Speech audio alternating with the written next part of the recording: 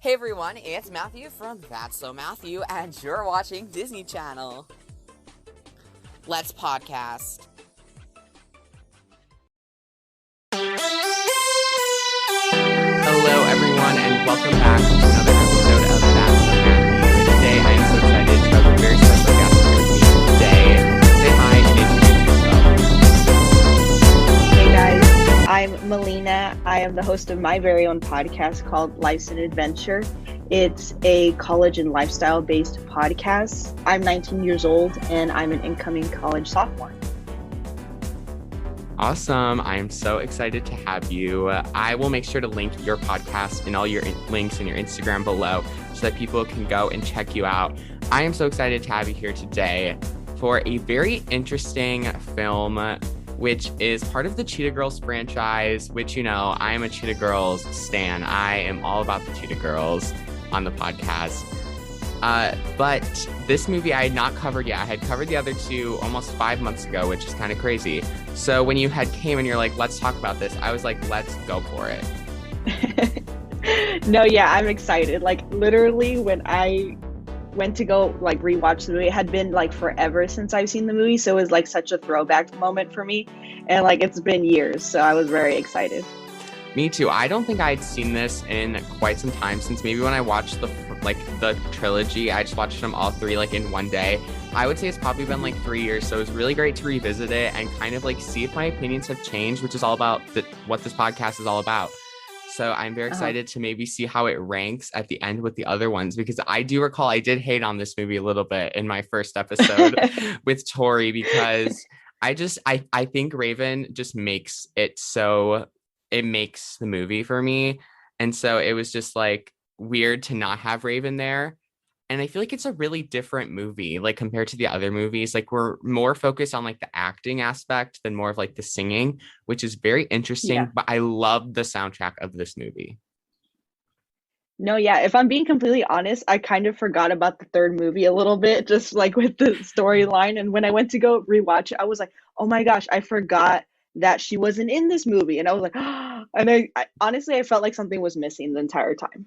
Yeah. So I'm glad we're on the same page, because I definitely agree. It does feel a little bit empty, which makes me like sad, but I'm very excited to get into it. So before we get into the characters, I'll just give us my listeners just an overview. This movie came out in 2008 and premiered on August 22nd, 2008. And this actually is coming out like August 20th, I think. So it is very close to the anniversary of this movie, which is very exciting. I love this movie, but I do have a lot to talk about, so we will definitely get into that. And it stars everyone but Raven, Adrienne, Sabrina, and Kylie. Yeah, so I'm very excited. It is the third and final Cheetah Girls movie. So yeah, let's honestly just get into it with our first character, which is I guess let's just talk about Chanel. So Chanel Simmons is a Cheetah Girls character. We have seen her in the first two movies. But in this movie, I think she is very like, I feel like she's like almost the main character of this movie. No, yeah, definitely. I got like that sort of vibe from her from the very beginning. Like ever since like because like the storyline of like why Raven isn't in the movie, her character, and it's like I feel like she kind of became that leader and almost like took her place and kind of like was that drive for the rest of the group to kind of be like, well, let's keep going, let's keep like rolling with their singing career. I agree, because I feel like Raven was like the natural leader in the first movies. So to not have Raven, it made it like really weird in this movie. Like the dynamic was a little off. Like I know you can have like a Yes. trio like pop band, but it just felt really weird.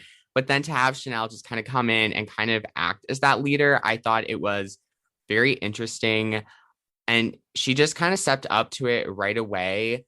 And I feel like everyone kind of sees her as a leader too, because she's told that she's the better singer and that she's going to get this part that they're all fighting for, which it just kind of throws off the whole dynamic of the movie, because I feel like in the first two, she wasn't that leader, and for her to kind of be the leader, but like I wasn't mad about it either.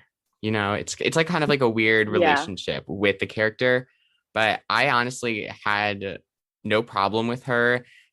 I feel like she wasn't like problematic or like she didn't get on my nerves. Like I feel like there was Kylie kind of got a little bit on my nerves with her little Kevin 347 thing.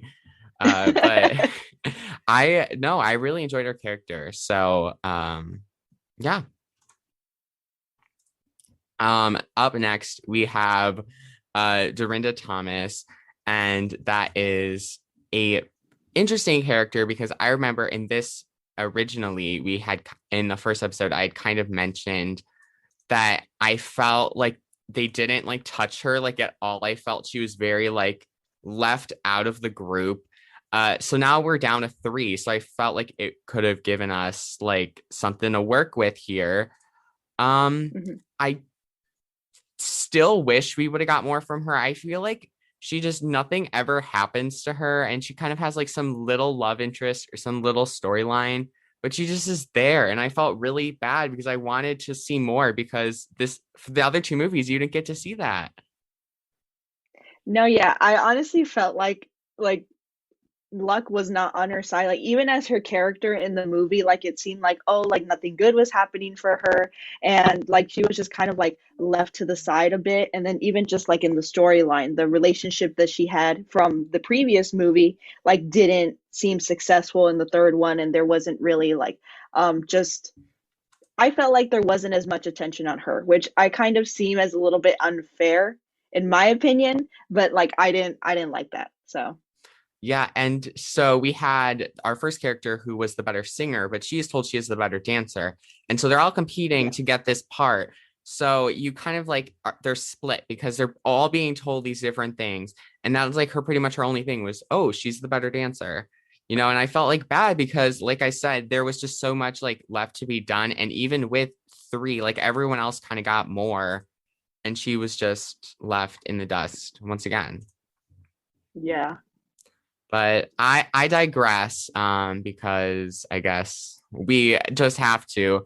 And so lastly of the trio, we have Aquanet, aka Aqua, and she has this whole thing going on with a boy. So she has a little love interest storyline going on here, which is very interesting because I feel like this movie has like very strong friendship vibes. Like at the end, it's like our friendship is more important than this movie, which I love it. But like it was like so weird because then you had Aqua who was literally kind of just leaving them in the dust as well for this boy who has like his own thing going on, and she literally met him like over the phone, which is kind of like I feel like is kind of creepy in a weird way. Like I don't think I would just call like some random tech person like just meet them in India. Like it was a little too convenient, and she just I don't know, I did not too much care for the vibe that she kind of gave off. But I was glad that she also got more because in the first movie she was the one that just like nothing happened with. So I was very glad to see it, but I was just like why is everyone like so excited about like friendship, and then you have her literally boy crazy. I Yeah. just I didn't like that, but I did appreciate her having something actually to work off in this movie, even if she wasn't necessarily like my favorite character. No, yeah, I would have to agree. I feel like even though like the movie is centered around the group, the Cheetah Girls, she also had her own little storyline kind of like going off like a little bit separate from the group, which I personally liked. But yeah, just the scenario kind of threw me off. Just the fact that like she was constantly calling the guy on the phone because like for tech support on her computer, and then she was like doing it on purpose too to like talk to him, and then the fact that they were in different time zones, and then oh somehow they ended up in India together. Like I don't know, just the whole thing didn't sit right with me. Yeah, it's very interesting. It's a very interesting dynamic, and I feel like this movie or this franchise in general just plays around with like friendships, like of the group and outside. Because now we have kind of see some several love interests in this movie. Every character is just a little boy crazy, and we've got a lot going Hmm. on. Is we have Vikram, who is the director of the movie, and he literally in my opinion, is like kind of the villain of this movie because he is taking three best friends and is putting them against each other. just because like he couldn't say no, like I get it, but like also it just felt really like disrespectful in that way, you know? And he was told he can only bring one and brings back three and expects everything to just be sunshine and rainbows. And then he starts kind of falling for them a little bit. And he's like, well, who am I going to cast? And then he like takes in his romantic interests better than like his personal and like acting interests. So I did not care for him at all. I did not like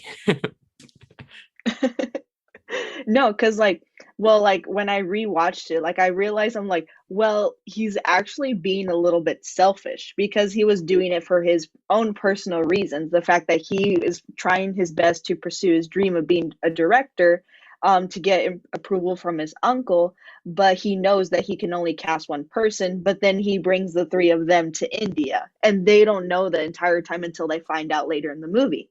So like I didn't like the fact that he it seemed like he was being a little bit more selfish than just like doing it for the overall production of the movie he was trying to direct. no, totally. Because I mean, I get it. Being a director is really cool. And like you want to have that big debut into the Bollywood world. But also, he didn't even like actually, it's not his fault that they didn't know it was Bollywood. It was just them not paying attention and being so excited. But he did, like you said, he was just selfish. And I feel like he was putting them at each other's throat and friendship and being nice was just like thrown out the window. And yeah, I did not like him at all. Kind of the same thing for the next character. I'm probably gonna say it wrong. Rahim or something like that. He was the lead actor who was also like a weirdly like everyone thought he was like hot and attractive and they wanted to like be with him because that's like every single guy in this movie. So I really didn't like hate him. I just wish that like they would have done something more than just focus on relationships throughout this whole movie because everyone had their own guy. They were all going their own separate ways. But then at the end, it's like, oh, friendship is so important and we are best friends. We don't need anyone but each other after they all had this whole love interest storyline, you know? It just felt very Uh-huh. contradictory to what the Yeah. message of the movie was. No, yeah. I honestly feel like they steered away from that whole friendship theme and they kind of got lost within like the middle of the movie, but then at the end they were like, "Oh wait, like what's the whole movie about?" And then they bring it back to friendships. But in terms of the character, like I don't know, like it's not that I don't like him or like I hate him or anything. I just feel like I wasn't given like enough substance like for like to have any personal connection with that character. Like it was like what you said, just majority of just romantic and relationship based. Yeah, there was a lot of characters in this movie where they didn't give us anything to go off of. You were just like, oh, they have a crush on that guy, or they want the part of this movie. They gave us nothing to like sympathize with them or like see eye to eye with them because Hmm. I feel like you wanted to pick a side. You're like, oh, this is a very good thing for her to get the part. But then you're like, but her friends also deserve the part, and they never gave you like a reason as to why they should get the part, you know? Yeah. Uh-huh. It left me wanting more, and these relationships really sidelined the whole actual plot of the movie.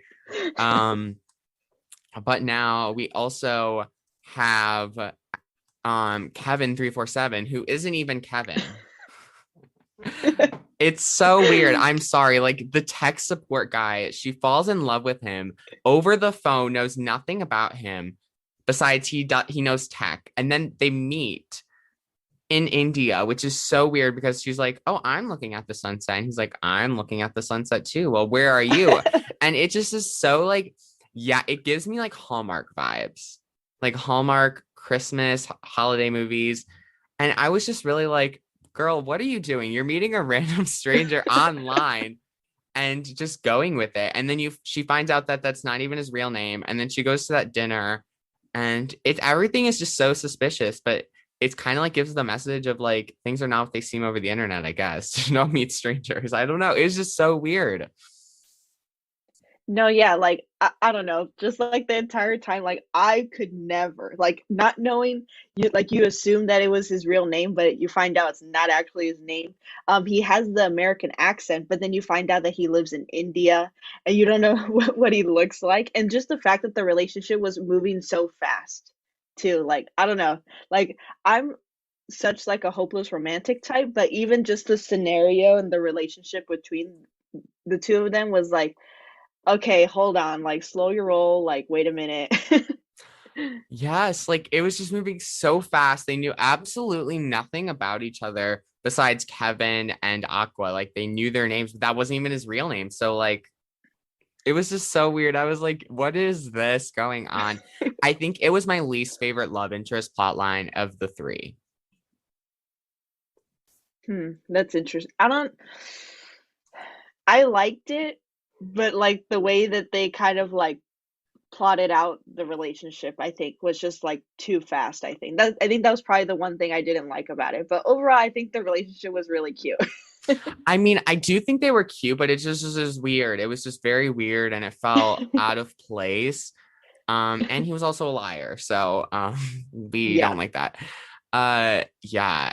And then another character that I want to talk about is the uncle of Vic, because he is kind of also causing these problems because he's the one of the directors and producers, and so he is not willing to accommodate all three girls. So technically he's the one that's forcing them to go at each other. But then we also have Vic, who started this whole thing. So it's equally like blamable, but he also, I just don't like his mindset, like the way he does things. And he's like, it's all about the money in the movie. And he was really mean to the girls. Like, these are your like stars. And he was not treating them well at all.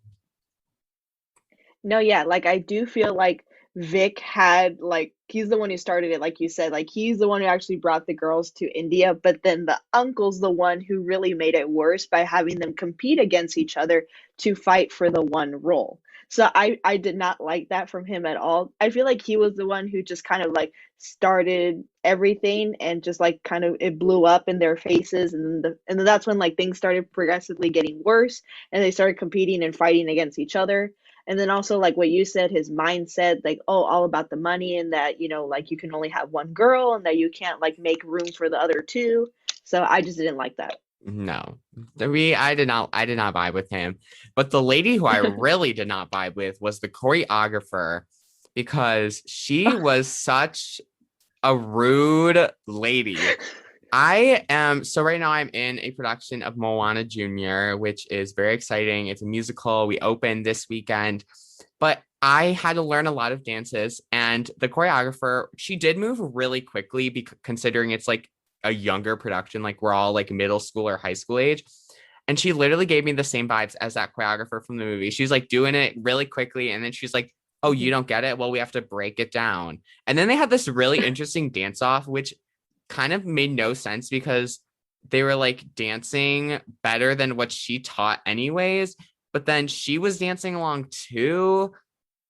It was just it was like really weird because it's like a classic Disney dance off. Like, it's not a Disney Channel original movie if there's not a dance off scene. Yeah.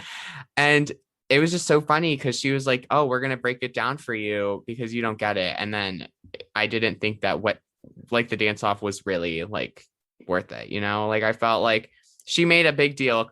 Also, that choreography was hard. I don't think I could pick it up that fast. She's like, and she didn't even count like the correct way. Usually you count to 8 when you dance, and she's counting to 4.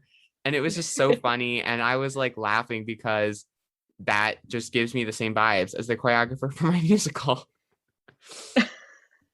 No, when I came across that scene, I was like, first of all, there's no need for you to be rude like that. Like even just like from when she made her entrance, her character, like, oh, like we're waiting for the stars, like, oh, can you show up on time and what this and that, making her comments, and I was over here like, excuse me.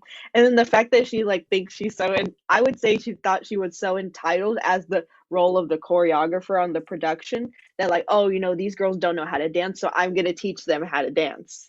And then the whole dance off thing, I was like, I felt like they needed to put like a dance off in the movie, and they just kind of had to like stick it in there, but I don't feel like it was very necessary with like the script that was going on, like the dialogue between them, and then all of a sudden it goes into a dance off.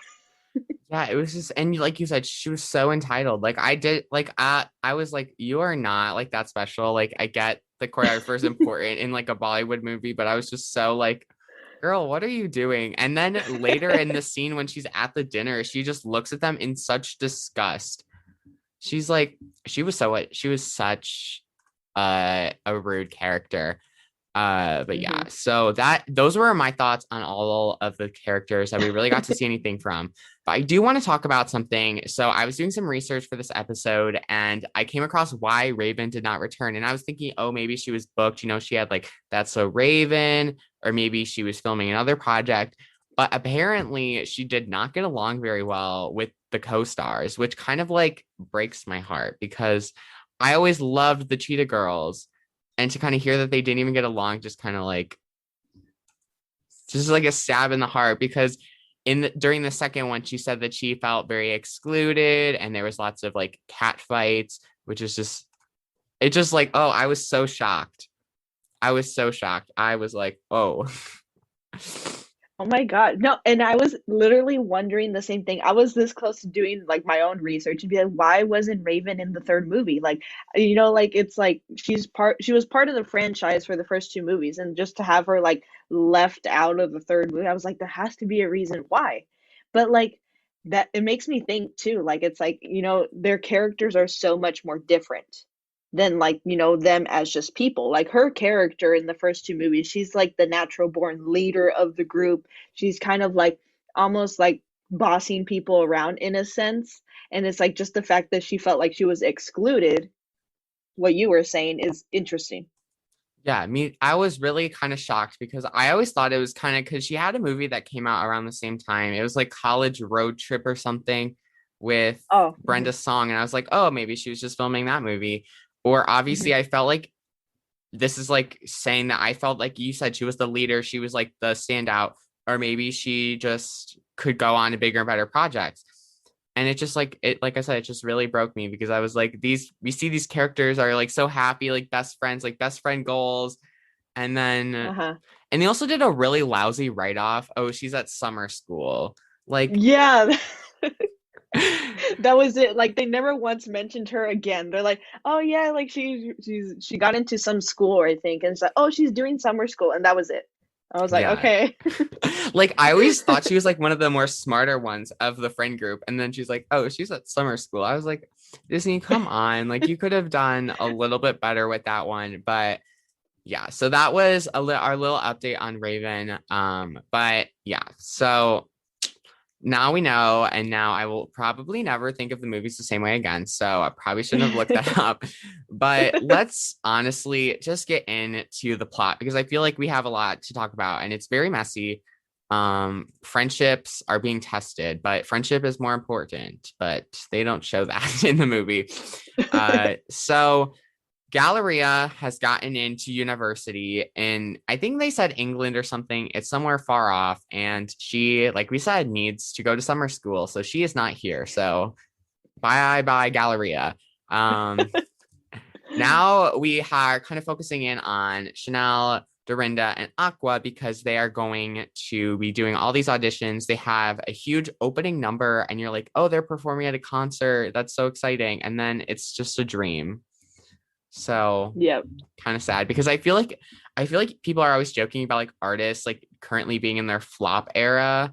I felt like these auditions were like their flop era. Like they couldn't book any auditions and they kind of credited that to being that they used to be four and now they're three. Yes. And I was like, okay, that's fair. But then they would go to these auditions and they would like end up show they had a big dream sequence or whatever. And then it was like, oh, they didn't really do that great of a job, like as they shown in the clip. Hmm. And then the host gets all mad at them and he's like, no, no, no, we don't want you. And then they like start taking it to heart. Like they're never going to book anything. This is going to be the end. So then they talk to this waitress, which this is so confusing because I have a theory that the waitress called this guy because she's looking at them while they get the call and she looks so mysterious. She's like looking at them. She definitely had Yes. something to do with it. But I was like, Yeah. Uh-huh. why? It was so weird. And they're like ranting to this waitress, like a random waitress. They're like, we can't book anything, we can't do this or that. And I was like laughing so hard because I was like, why? But now they think they're going to be the next big stars of a Hollywood movie, a Hollywood blockbuster. And then they go to India. Something got lost in translation. No, In literally, and communication. they're so clueless too. Like they're literally talking to the guy. He literally said Bollywood like 5 times before they're like, "Wait, Uh-huh. what did you say?" I was I was dying because I was like, "How did you not know?" Like he's clearly said it so many times. But they go for it They were just anyway. so but they were just so excited. That's the thing. I mean, I would be too. So I mean, I can't be blamed. Like if I were gonna be like in the next big movie, count me in. So they're now Uh-huh. cast into this new movie called Namaste, Bombay. And so they have to travel to India and they're like, it's not going to be hot like New York. There's going to be no traffic. Oh my God. And it's even worse than New York. And then it transitions to when they're there and all the traffic. I started laughing. I was like, oh my gosh.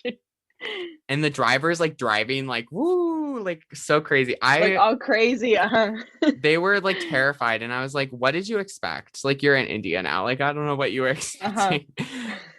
Oh my gosh. And then they meet Rahim and he is the one who is cast as the lead and they all start developing a crush on him because they got to test the waters. They got to test the friendship here a little bit. And then they Uh-huh. come across that choreographer who I hated, Cheetah. Oh, so annoying. And then they have that dance off. I love the song though. Dance Me If You Can is probably a standout number for me. But I was just like, it was so funny. Like you said, it was so out of place. It's like they just were like, we have to have a dance off. Let's throw it right here. I I really like at this point of this movie, I hadn't seen it in so long and it was all coming back to me. I was like, yeah, this is why you haven't talked about this movie on the podcast yet. um, but now we have Vic who comes on and realizes that he can only cast one of the cheetahs as the lead role. So honestly, I was like, at this point, I was kind of like thinking, well, maybe they're just gonna like rewrite the movie because like he brought all three of them. He promised them too, which is like, Yes. but then his uncle comes in and he's like, one, only one, you can only pick one, and you have to have them audition against each other. And auditioning against your friends is like not fun. Like it's like only one of you is going to get it. What's going to happen? So at this point now we kind of start to see them getting into a fight. And then this is like, oh, are they no longer going to be friends? Well, they're still going to be friends, but it's so like weird because now they start developing those relationships with other people. So they're no longer focusing on the friendships. They're focused on this audition and the relationships. So we got Kevin 347 and Aqua. And so they start doing that whole thing. They meet really weirdly. He calls her and is like, "Did you figure out your computer?" Even though she knew exactly what she was doing, she still called him because she Mhm. thought he started having feelings for this random voice over the phone. So weird. Then they meet at a sunset and it's like, oh my gosh, so crazy. And then they like hug and yada yada.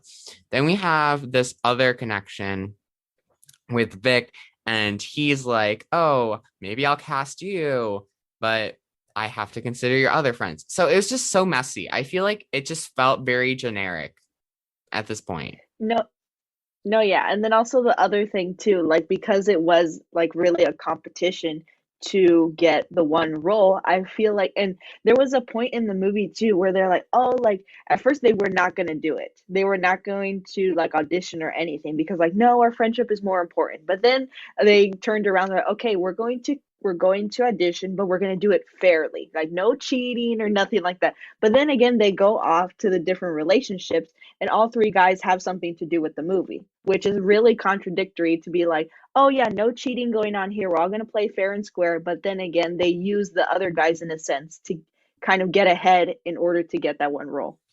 Yeah, so they're cheating their way to the top, which kind of like irritates me because I feel like there's always like for me, like being like a theater kid, like when you have an audition and there's someone there that the director really likes, or the director's gonna cast them, or it's the director's daughter, son, etc. Like they have that unfair advantage. And so now every one of them has an unfair advantage, but because they all have it, is it really like an advantage at all? Because I was still a little confused about how Kevin 347, that's why I'm just gonna keep calling him, was involved with the movie. But then they had that weird dinner thing, which was it was so weird. And then the one lady was like to Aqua, "Are you eating your like cucumber or something?" And she's like, "It's my favorite." It was just so awkward, like that scene, the way she said it, "It's my favorite." Like I don't think she's ever had that in her entire life. And she's like, "It's my favorite." Uh, no, I found it unnecessary, that scene, but I feel like the only reason why they put it in there was that little bit of dialogue between Vic and Kevin because he asked him to like use the location to shoot the movie, which I feel like you could have done it like in a more subtle way, not make a whole scene out of it with whole dinner and everything with everybody. But I don't know, that's just me. Yeah, I agree. And then we also have the fact that every single person believes that Vic is going to choose them. But because they're all like, "Oh, he told me I'm a good dancer, or I'm the best dancer, I'm the best singer." Uh, he literally, this is where I got really irritated with him because, like you said, he was putting his own interests before them and the film's interests. And hmm oh, I was so irritated because now they're all like getting their hopes up and they're still at each other's throats essentially. And oh, this is where it gets a little messy because we see that each of them are either a good actress, dancer, or singer. And so they dance and they audition and they do whatever they got to do. And Chanel gets the role. But then she's like, "I can't take this role." And then they have like this whole like cute scene, like, "Oh, our friendship is so important. We love each other so much." But then we have the whole fact that literally they all were using their unfair advantage with their relationships with Aqua and that Kevin 347 and Vic. It's just so like the message is overshadowed. Like it's really cute Disney Channel, like happy, sing kumbaya. But it just was like, like it just felt like like you said, everything was just lost in translation. I honestly felt she could have kept the part. I'm just gonna say it. No, but like, okay, because I think about it, like when they did that audition, I'm like, but like, who else was gonna get the role? I feel like Chanel had to get the role because technically now that she's like the leader of the group and then she's supposedly in the relationship with Vic, I feel like nobody else could have gotten the role either way. So that's just me. I agree. It literally didn't. It felt like she was gonna get it anyway, but they knew that. Like the other girls kind of knew that going in. But then hmm she was at the unfair advantage, but she still got it, which I'm not surprised. Like you said, it just felt natural. Like I feel like even if Raven was there, Raven probably would have got that role, Galleria. But hmm they're all had their own like interests in mind and they weren't working for the friendship at all, which is just ew. And then they're like, "But never mind, we didn't hate each other at all because friendship and unity is so important and we're like besties, yay." Like it just was so like cheesy. And like I agree that she could have kept the part. Like I think she deserved it. Hot take. Well, I mean, yeah, I do think so too. And even her friends were like, you know what, like we're not mad at you anymore, like we apologize for whatever we said, and like the whole fight and the whole argument, the whole competition thing, like they got over it. It's like, know what, like you should take the part, you deserve it, you worked hard for it. And she's like, no, no, no, she's trying to be the bigger person here and be like, you know what, I appreciate my friendship with you guys more. I don't want it to get in the way of our group or whatnot because it's us three, the Cheetah Girls, but like I do think she should have taken the part too. I mean, the Cheetah Girls could have been like dancers or something, and they could have dealt with Cheetah. Like it, I just felt like they put so much work and like this was their whole summer, like this was their thing, and they all just gave it up so easily. Like that was like they put so much effort into making these relationships and these friendships and getting this part after the initial audition too. So I just felt like they just threw all of their opportunity just away.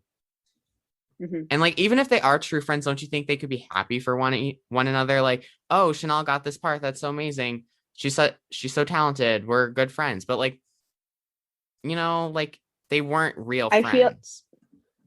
I feel like that would have given more of the message of friendship by like the two friends supporting the other friend who got the role instead of like the one friend who got the role but then giving it up for her friends even though she really wanted it. I feel like that would have given more of the message of friendship. But no, they had to bring it back around and be like, you know what? No, it's the group, it's the Cheetah Girls.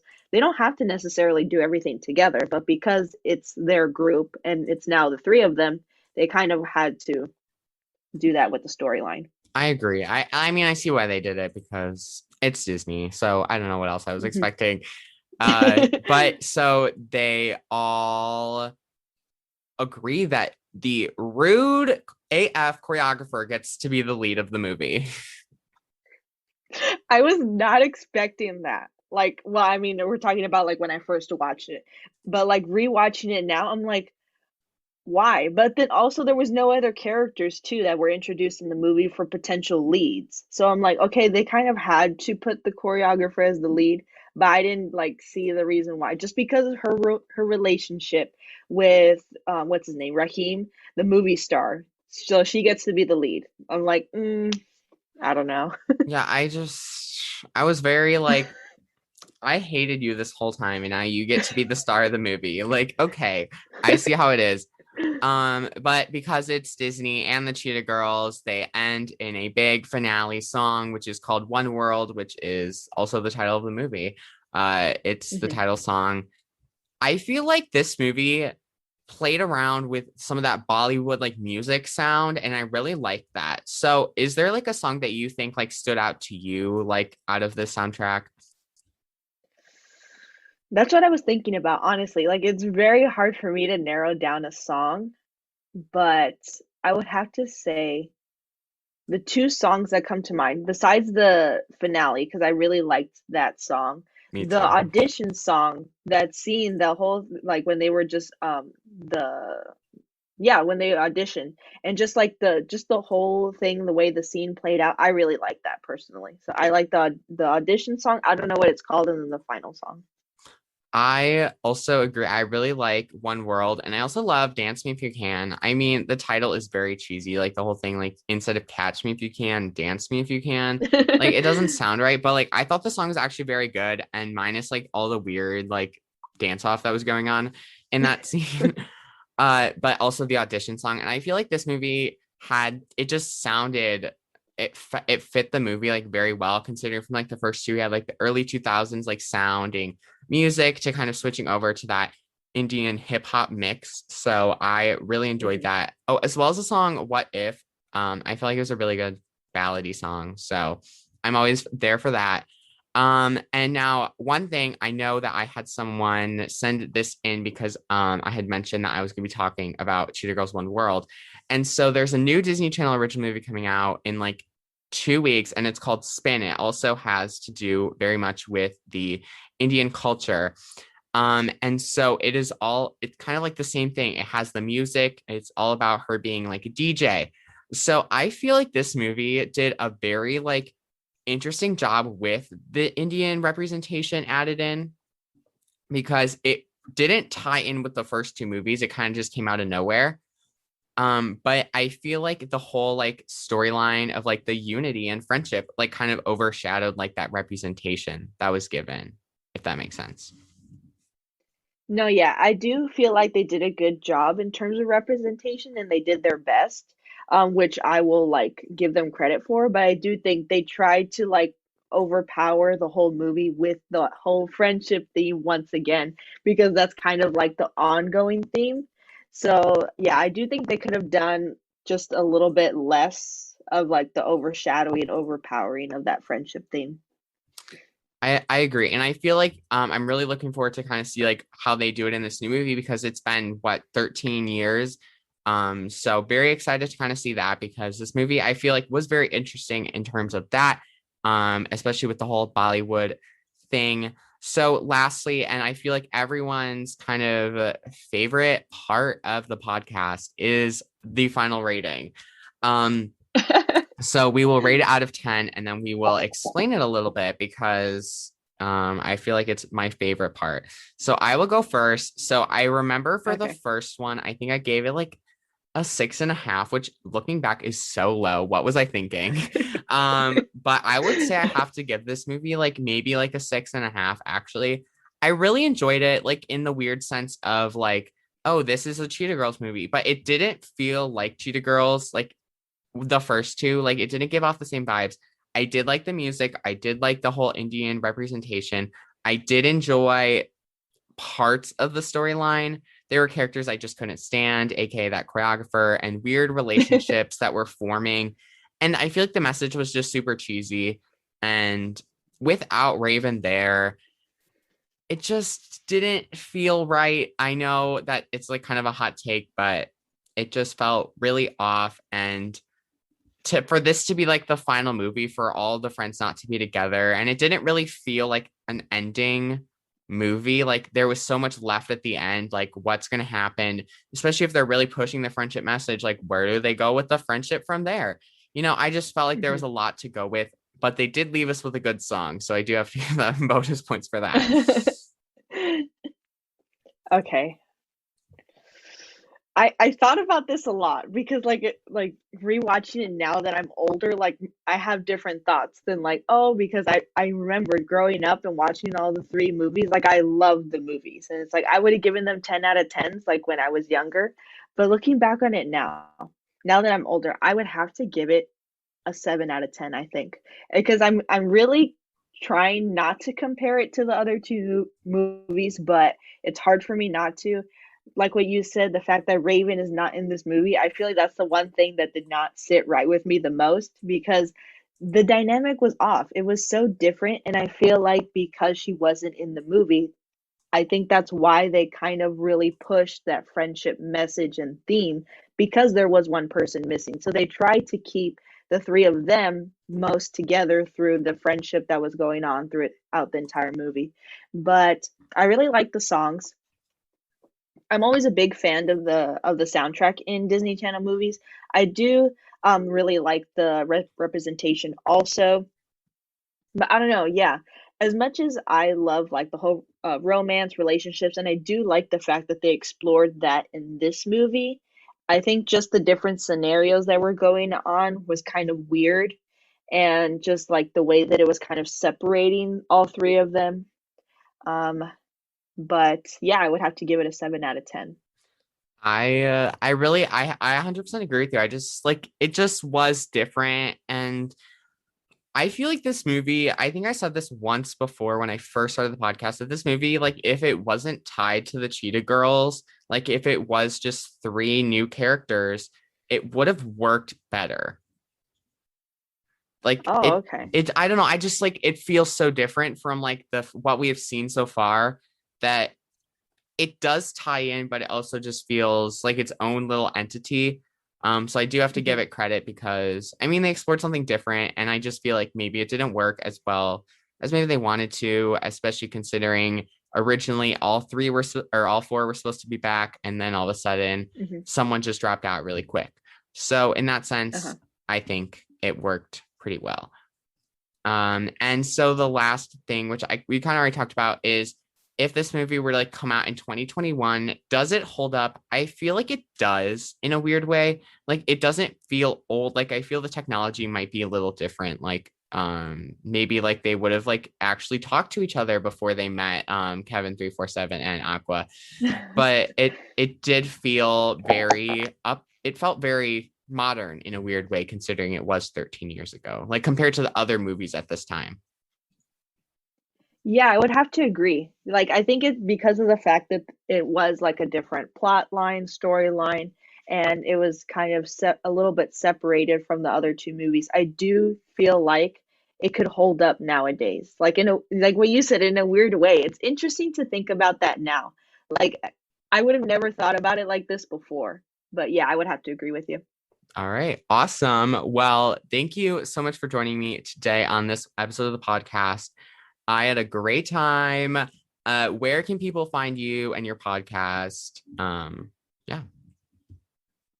Well, thank you so much for having me and for letting me be a guest on your podcast. But you can find my podcast on any podcast platforms you listen to. It's called Life's an Adventure.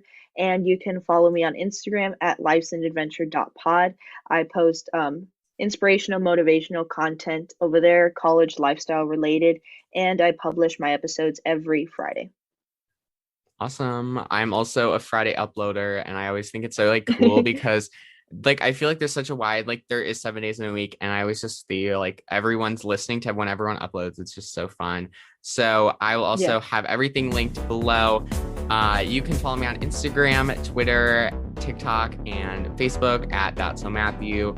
And you can also find me on all my episodes on YouTube as well, and check out my website, that'ssomatthew.com. Yeah, I think that's everything. I had a great time. Tune in next week for a brand new episode of the pod, and I'll see you all again soon. Bye.